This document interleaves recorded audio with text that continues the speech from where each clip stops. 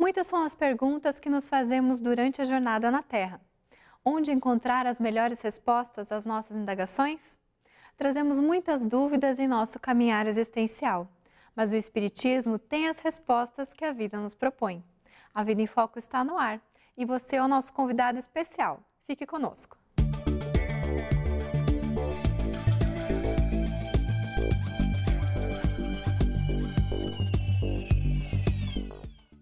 Quantos problemas de relação surgem no cotidiano das pessoas? Será que eles são mesmo necessários ou acontecem por uma causa determinada? Os conflitos interpessoais são características de certas pessoas ou eles estão generalizados em nosso meio? Em que o Espiritismo pode contribuir para o entendimento e a razão de tantos conflitos em nosso planeta?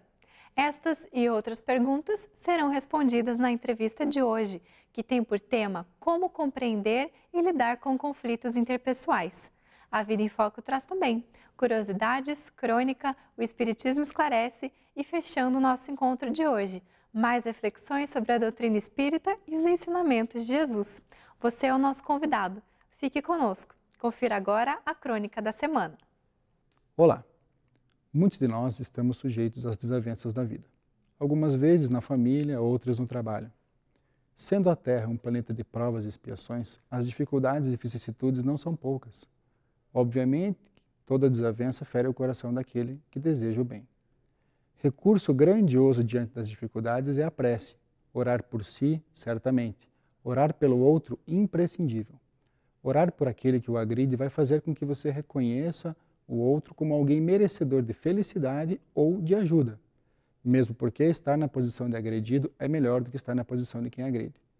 Estamos encarnados para fazer o que é certo, nada mais justo do que orar para que Deus ilumine as nossas escolhas a fim de que assumamos a posição correta diante de um conflito. A prece aciona um mecanismo mental inconsciente que nos reconhece como seres que não temos o controle de tudo e de todas as situações. À medida que pedimos auxílio superior, reconhecemos que Deus é o Senhor de tudo e está no controle das situações. Deus não nega um pedido justo de auxílio. Reconhecer em Deus a soberania é reconhecer suas infinitas justiça e bondade. Ademais, diante das dificuldades, o raciocínio apaixonado turva os pensamentos. Orar não só pode deixar as coisas mais claras, como pode acalmar as paixões e os maus pensamentos. Rezar por nós e pelos que nos agridem beneficia a todos. Oremos. A Vida em Foco de hoje traz no quadro de entrevista o tema Como compreender e lidar com conflitos interpessoais. Veja agora o que o Espiritismo tem a dizer sobre este assunto. Olá, que bom que você está conosco. Estamos começando agora o nosso bate-papo, a nossa entrevista, recebendo mais uma vez aqui a presença de Maria da Penha Pedrosa. Penha, de novo, seja muito bem-vinda. É um prazer renovado estar aqui. É porque ficamos com muitas dúvidas, na verdade, muita vontade de continuar a nossa conversa em torno de conflitos interpessoais e espiritismo. Claro, você está trazendo aqui toda a sua experiência, né, profissional, de mãe, né, de espírita, e nós vamos enfocar esse tema aprofundando mais alguns detalhes, né, se nos permitir. É um prazer.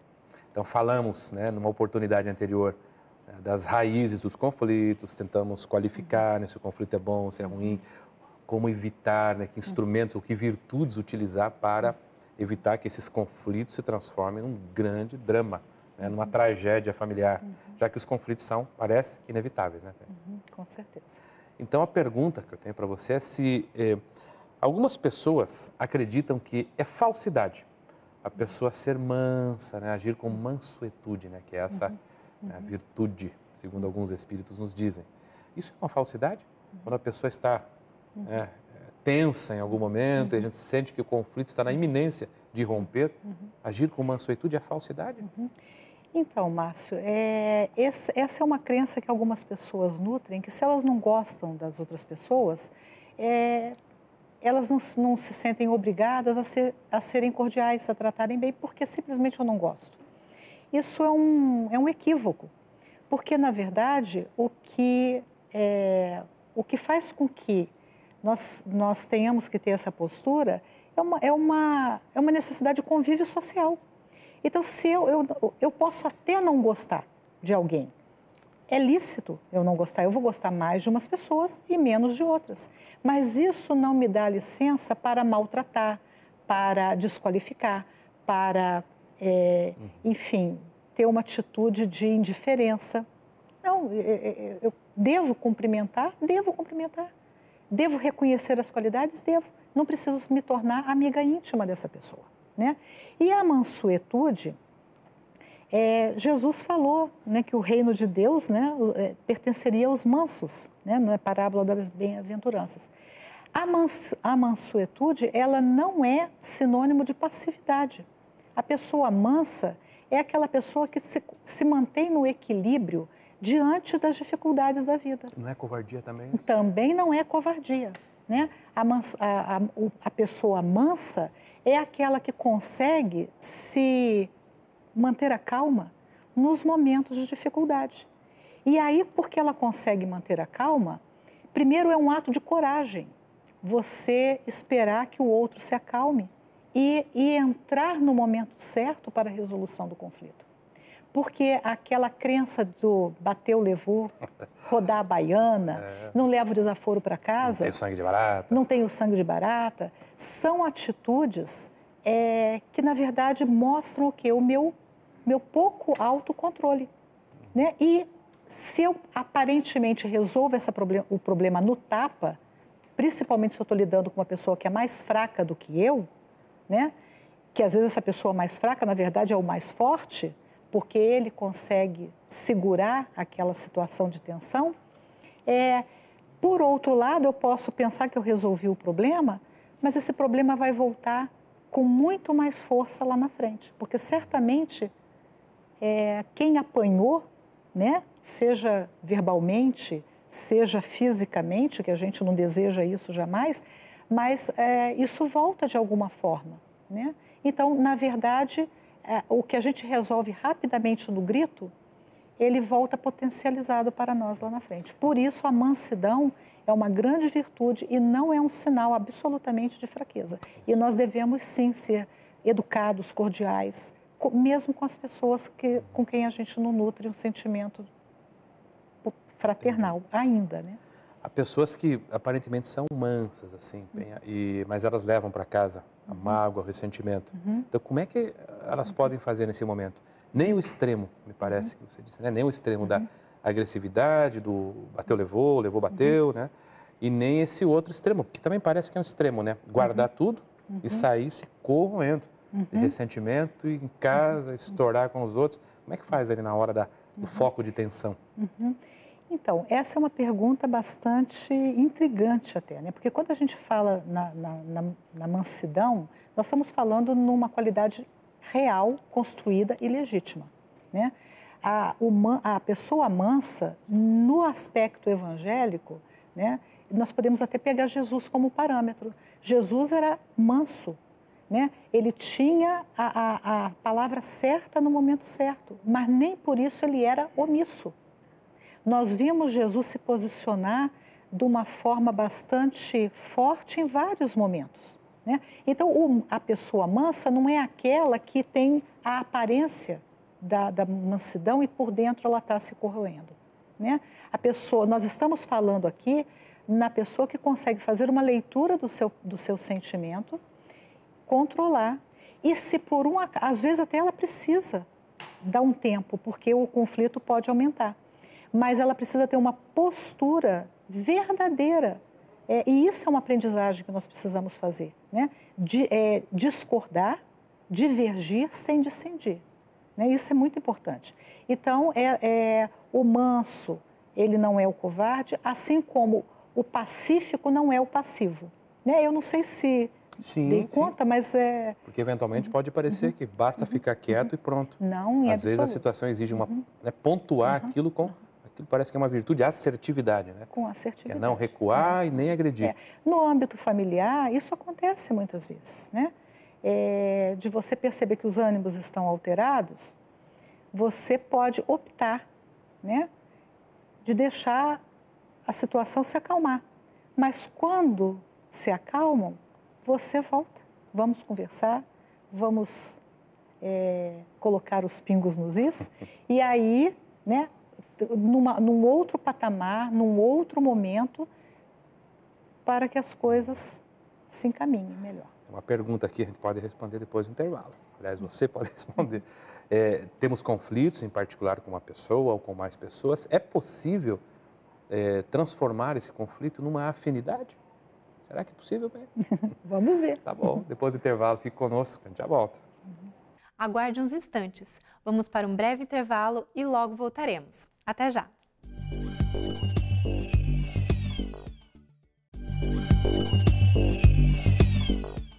Voltamos com a segunda parte da entrevista. Hoje, a Vida em Foco traz o tema: como compreender e lidar com conflitos interpessoais. Vamos conferir. Muito bem, estamos de volta. Conversando sobre conflitos interpessoais e, claro, como o Espiritismo pode contribuir no entendimento das causas e nas soluções, com Maria da Penha. Maria da Penha, deixamos uma pergunta antes do intervalo. Temos dificuldades com uma pessoa. É possível transformar essa dificuldade, ou seja, desenvolver até uma afinidade com aquela pessoa com a qual temos essa dificuldade? Perfeitamente, né? Até porque, Márcio, a reencarnação, ela tem esse objetivo, que a gente transforme desafetos em afetos, né? E não o contrário, né? E não o contrário, né? Não o contrário. Mas como que nós fazemos isso, né? Justamente seguindo algumas orientações do próprio Cristo, quando ele falou, orai e vigiai, né? Então, muitas vezes aquele nosso desafeto, né, que nós jogamos a culpa nele, muitas vezes nós temos que pensar o que é meu que eu estou projetando no outro, né? Então, isso é muito comum nas relações, que aquelas pessoas com quem nós temos muita dificuldade, pode ser justamente a pessoa que está apontando para a nossa dificuldade também. Que isso? Como é que é isso? Porque assim, nós dizemos que a pessoa é difícil, mas para a pessoa quem é difícil somos nós. E muitas vezes a forma como nós nos relacionamos com essa pessoa difícil a torna mais difícil ainda.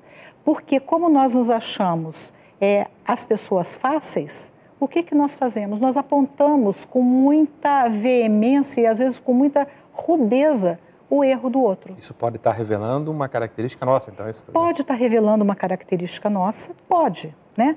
Mas, por exemplo, quando eu tenho, né, no ambiente familiar, alguém que é tremendamente irritadiço, né? Uma pessoa, se eu falo para ela que ela é grosseira, você é isso, você é aquilo, o que eu estou fazendo? Não estou ajudando essa pessoa a se acalmar. Mas se eu falo para ela, eu estou percebendo que você...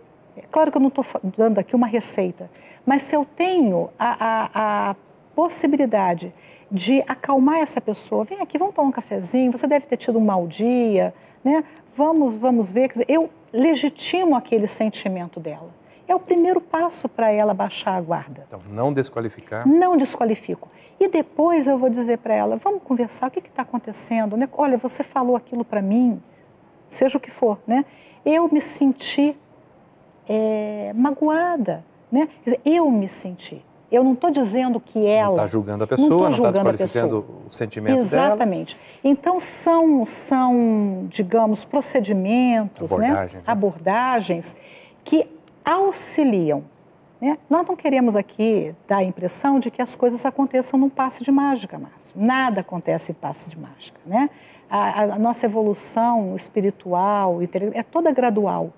O fato é que do jeito que a humanidade vem se conduzindo, não está favorecendo a resolução de conflitos. Então nós temos que aprender um outro jeito. E aí, novamente, aquela questão, como é que eu gosto de ser tratada? Quando eu estou nervosa. É só a gente se colocar no lugar do outro. Eu quero que me acusem, eu quero que me potencialize aquilo que eu já estou sentindo, ou eu quero que a pessoa me acalme, né? E reconheça as minhas qualidades também. Porque aí isso me fortifica, isso me faz querer ser uma pessoa melhor. E não o contrário, né? Então você já deu dicas aí bem interessantes da sua até experiência como mãe, como profissional. Não desqualifico. busco trazer para mim, né? Não julgando o outro, você agiu errado, porque você é grosseiro. Acho que isso dificulta muito, né, a conversação. E, Márcio, eu queria dizer também o seguinte, que isso foi uma aprendizagem fruto de acertos e erros, né?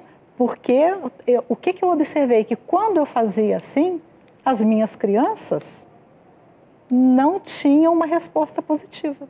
Então foi por observar e por querer que o meu lar fosse um lar mais harmônico, né? E além do evangelho no lar que a gente faz, isso aí. né? Sim, além de tudo isso, você também tem que ver, porque não são só, não é a espiritualidade que vai dar conta da harmonia do teu lar, é você também. Então, observe-se, veja como é que você está fazendo, estude, leia. E o Espiritismo também fornece muitos elementos para... E da sua experiência, então, como mãe, né? Hoje como mãe e amiga das suas filhas que já cresceram bastante, os resultados, né? Você falou aí de alguns procedimentos, né? Esse de qualificar, não julgar, e dessa experiência, né, que os espíritas costumam implantar nas suas casas, né? De ter, parece que reservado um dia ou um momento da semana fixo. É isso? Nessa hora tem conflito ou não? Não é hora para conflito, é hora para a gente buscar. Como é que você... E quais foram os resultados que você obteve com isso? Ô, Márcio, Você tem 1 minuto e meio para ajudar a gente nessa questão. Márcio, às vezes o espírita acha que tudo é um mar de rosas. Não, né? Alguns momentos a gente teve um momento de evangelho no lar que não foi ok, mas a gente sempre procurou seguir as orientações, né? O evangelho no lar, quando elas eram menores, eram com histórias, né? Eu usava muito aquele livro E para o Resto da Vida, né? Eram histórias que elas podiam entender e fazer elas próprias a interpretação, né? Não era o momento para criticar, não era o momento, era um momento de oração em família, né? E nós conseguimos fazer isso em todo o período até que elas saíram de casa, e eu sei que hoje a minha caçula tem o evangelho no lar regularmente. Nós continuamos, eu, né, particularmente continuo com o evangelho no lar, eu, né, já tenho o meu ninho vazio, meu marido não é espírita, mas a gente consegue perfeitamente um entrosamento baseado nessa questão do respeito. Muito bem, é hora então de fazer uma leitura, uma oração em família, é hora da gente se abastecer de uma outra fonte de reflexões. E os resultados foram, você considera positivos? Olha, eu considero o resultado muito positivo. Está satisfeita como mãe? Absolutamente satisfeita. E eu estou satisfeito como entrevistador. É uma alegria ter você conosco. Nós chegamos muito ao fim da nossa conversa. E a você que nos acompanhou também a nossa gratidão. Permaneça conosco, o programa continua com seus atrativos. Se você tem dúvidas e quer ouvir as respostas aqui no programa, mande-as para contato@vidaemfoco.com.br e acompanhe as próximas edições do programa. Fique agora com o quadro O Espiritismo Esclarece. Vera Lúcia Pereira de Giunco pergunta hoje: como explicar as premonições e os sonhos premonitórios e como lidar com eles? Vera Lúcia, as premonições e os sonhos premonitórios encontram sua explicação na faculdade que a alma tem de se emancipar do corpo. Esse tema é tratado no Livro dos Médiuns e no Livro dos Espíritos, em sua parte 2ª, capítulo 8º. Ao contrário do que por vezes se imagina, durante a encarnação o espírito não se encontra preso dentro do corpo, como um pássaro em uma gaiola. O espírito vincula-se ao corpo que anima, mas irradia para além dele, ultrapassa seus limites. O organismo material funciona como um abafador das percepções espirituais, na medida em que limitado pelos sentidos, que se manifestam por específicos órgãos. Contudo, durante o sono, que atinge apenas o corpo físico, o espírito experimenta relativa liberdade. Ele se relaciona com os que lhe são afins, encarnados ou desencarnados, faz e recebe visitas.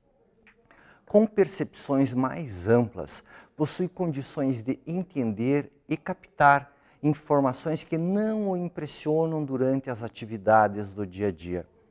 Os sonhos são um resquício desses contatos e informações entrevistas.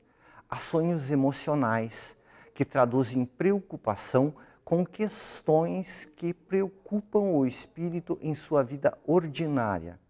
Ao retornar ao corpo, ele interpreta o que viu, ouviu e viveu. Se está muito preocupado com algo, acha que tudo se refere ao problema que o angustia.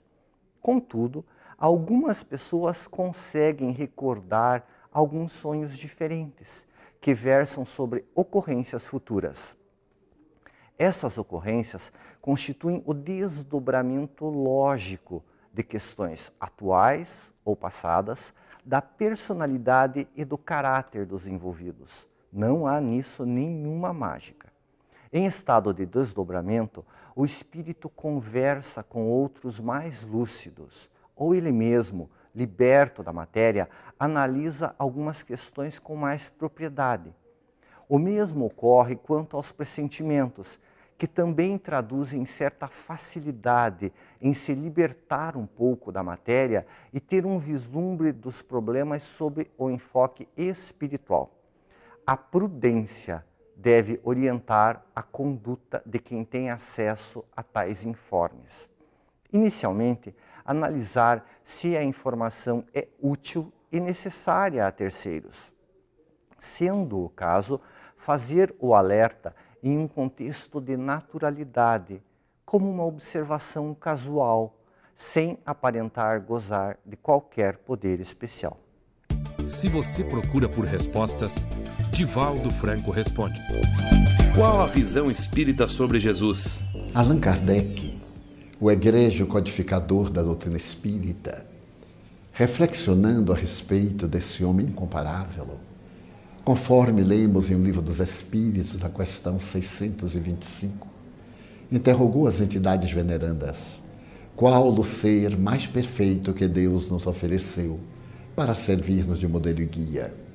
E os benfeitores da humanidade redarguíram: Jesus.